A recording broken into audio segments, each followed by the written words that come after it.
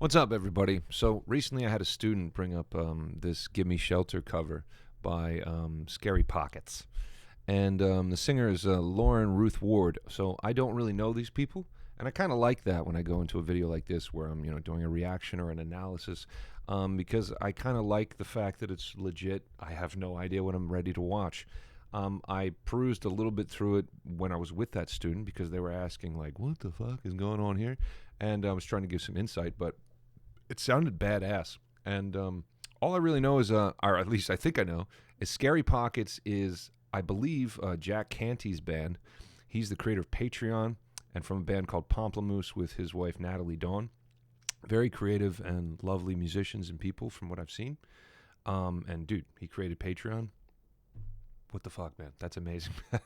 So I think this is his band. Whether or not he's playing with him, I don't know. Whether I'm completely wrong and then I just have to cut this part of the video out because I was stupid could be possible as well. But let's get into this, man. I'm going to try to break down some of the vocal stuff that's happening. And, of course, there's only ever so much I can do in one video. But I forgot to plug my sign in. Bam! Everybody shut up. I'm going to sing stuff. Let's do this.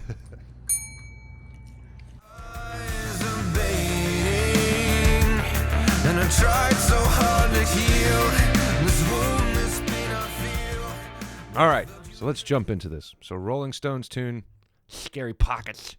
Let's see what's doing here.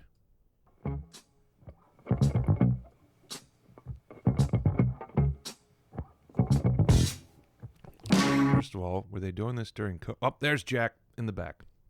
Jack in the back. So this was done 4 years ago. Wow, they were doing this during COVID. All right, sorry. Already stopping the video. What a dick. A storm is threatening my very life today. If I don't give me some shelter, I'm gonna fade away. Whoa, children.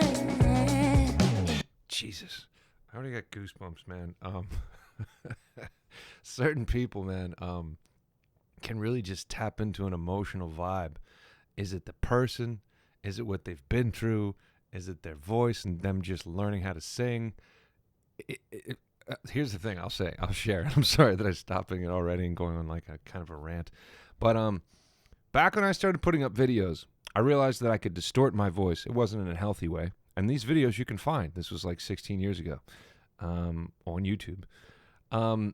But I started noticing that was what was getting a reaction out of people, so I thought maybe that was my thing. And I was young. I was in my 20s. But started realizing it wasn't something I could continue to do. And then down my rabbit hole of learning how to sing, I realized, what was sustainable, what worked, et cetera, et cetera. But I heard Sting, the artist, sing a song of his that was typically very high on Howard Stern, sing it an octave lower, just quietly in the morning on Howard Stern. And it was captivating. And I remember at that point being like, oh, man, I actually have to, learn how to sing. Because it's one thing if you can scream your head off in a rock band and people are like, fuck yeah. But it's a hell of another thing if you can do that, and then you can also sit in front of somebody with an acoustic guitar with no mic, etc., and captivate people like that. That's a fucking singer, man. That's somebody that can really move people. Right now we have her in a pretty much lower typical talking voice range, and she's all, like I said, I got goosebumps right out of the gate, man. Like, that's not something that happens very often.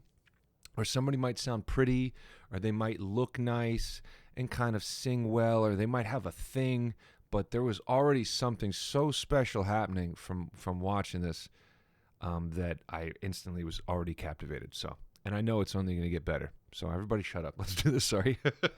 It's just a shadow away. It's just a shadow away. Oh, children. It's just a shadow away. It's just a shadow away.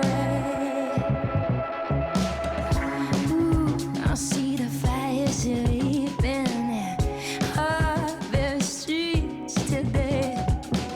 It burns like red coral carpet. My dog is lost his way. Oh. So, oh, Jesus. So, there's a weird thing I'll try to comment on here. And this was one of the main reasons my student brought this video up, was that she has cracking that happens in her voice. And it sounds like somebody almost that kind of sings a lot, but also maybe smokes or pushes their voice to a level, or somehow might just have this natural crack. But if somebody naturally has a distortion, that barely happens, by the way. Especially if you're one of these people who like, I have a natural rasp to my voice. Most often that's not the case. Or you would talk like this at the same time. Hey, everybody, come on, we're going to get in the back of the truck. So it doesn't happen very often. Distortion usually comes from other places. If it's coming from your vocal cords, that usually is going to give you a limited range, and it's going to cause a host of problems. Either way, you're going to start hearing her voice crack a bit, almost on purpose, but not on purpose. And I heard it a little bit there, this break, but it sounds even more emotionally intense. And I don't really know how I feel about it, because usually that's not a good sign, but we hear it with certain people, and it could just be a matter of how they sing. But I'm always curious, and I wish I could talk to this person, to kind of see, like, okay, when you're in this state, are you pushing your voice hard? Sia is another person that doesn't actually sing in the most healthy of a way. Very tense in some of the not good areas. And it causes her voice to create this crack. And she uses that to her benefit, but it also sounds very emotional. The popular song, Chandelier, that came out, we hear that continuous point of her voice where it's just pushed to a point of cracking. Remember that shit? And then everybody's like, it lights you up, because you can tell somebody's pushing their voice to a certain threshold. And instinctively, even if you're not a singer, something kind of in you can tell that that person's pushing their voice or pushing themselves to a certain threshold. But if they can hold on to that threshold and live there, it becomes even more exciting, right? And again, like all singers, we don't know if they can do this for 3 hours straight, or if they can do 5 songs and then they're like, that's it for today. You never really know, but it sure does make for a great performance here. Children, it's just a shadow away. It's just a shadow away. Oh, children. Hear that? Children. This little like thing is coming through.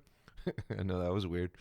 You can hear it, just this little bit of a break, and again, it makes it sound like somebody that's been sitting around crying for an hour, and then they're like, I'm ready to track the song now. But it's goddamn great.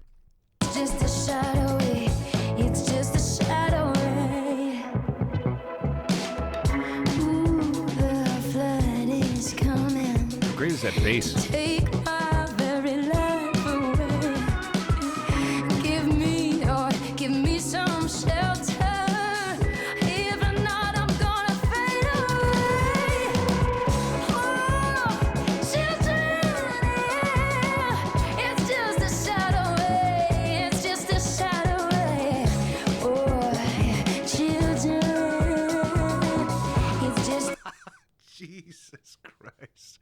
Oh, I'm so glad I watched this, man. This is fucking amazing. How great is that bass tone, by the way? Just like he's playing with the ends of his fingers. It's like boom, boom, boom, boom, boom, dun. It's so dry and so vintage sounding. But again, I don't know if you guys, are you feeling it, Mr. Krabs? Because I'm feeling it. It's so great.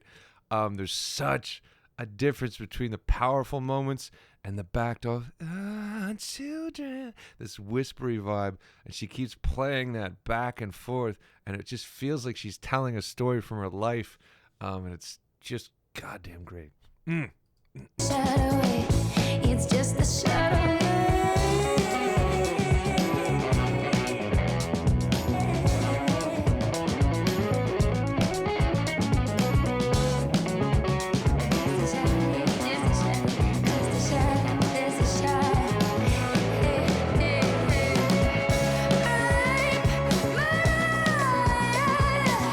It's just a shadow away. It's just a shadow away.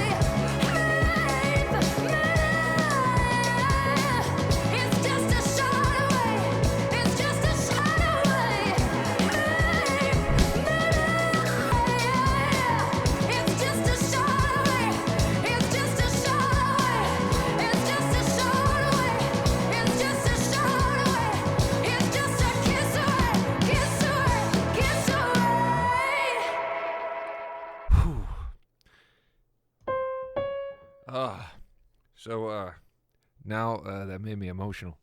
Um, Sorry, everybody. A little bit of a loss for words now. That was just wonderful. There's healthy stuff happening in there, and there's stuff that's kind of not as healthy in there. Again, it would have to be a testament of asking the person about their vocal health and seeing how things work and how long they've been doing this. But her attachment to her diaphragm and the quick movements and her natural skill is absolutely just breathtakingly awesome. And if you want to know what note she's hitting there, for a female, we're getting pretty high in the range. She's probably a little bit of a lower voiced female, but it doesn't really matter. But either way, that's a C sharp, or what we would consider to be a high C, but passed it by a sharp. But she's continuing to sit in that. And like I said, some of this extra tension you're hearing is definitely coming down through her chin and through the jaw and the way she's expressing. But like I said, it sounds so damn good. Meaning, as you get into this stuff more, if you've already studied this stuff, we know that vowels need to modify and they need to open up vertically, and we need to stay open. So if I went, oh, children, oh, I have to go, oh, I can't sing children as much, especially as a male that high, because I need to open it up, and that brings me to children. It makes me go like this. It makes me want a hot dog real bad. So, so in her case, she's enunciating quite a bit, but like I said, she's really stepping back from that mic. She's really belting this stuff out, and she's pushing like a mother from here. And like I said, I can hear her body, I can hear her neck, I can hear all these things in a beautiful way. And it makes me wonder, we're at the 2-minute and 50-second mark. Like, what do we have in store now? Because I've already been through, it's already been an emotional roller coaster. Oh, I think Jack's going to talk about it, yeah. Hello. Yes, so that's Jack Canty, and that's the guitar player that guy's been playing with them for many, many years. Anyway, what did you think of that? That was pretty goddamn extraordinary.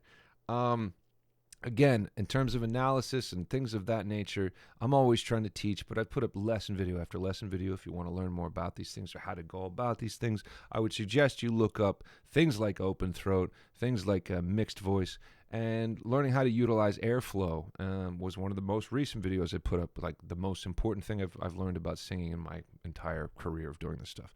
You were hearing in that part where she was singing right there how she's able to hold back airflow, and most people would think that she's blasting her voice out of her head. That is not the case. It is a holding back that creates not only that little bit of a crack sensation, that thing we were hearing, that kind of thing. That's versions of holding back. There are versions of holding back breath in the neck, the throat, the everything, that can teeter on not healthy and then healthy. And again, it's a line you learn to ride, but you got to learn how to ride the line first, bro. No, you have to learn how to do these things in some way, shape, or form that are working for you well.